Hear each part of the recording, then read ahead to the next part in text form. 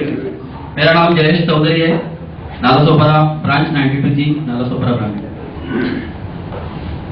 आपके सेशन में आने के पहले ऐसा लगता था कि कुछ तो खाली यहाँ प्रेजेंटेशन दिया जाएगा और एक्सप्लेनेशन किया जाएगा, बाकी हम जो हमारा ऑर्डिनरी बिजनेस कर रहे हैं उससे थोड़ा सा ग्रोथ मिलेगा, इतना ही मेरा ये था। लेकिन इधर आने के बाद टोटली हमारा माइंड यहाँ चेंज हो गया।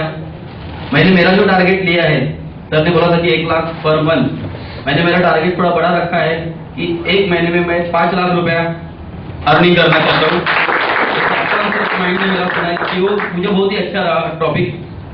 और अगस्त 2015 तक एंडिंग तक 50 लाख 60 लाख रुपया मुझे कमाना है।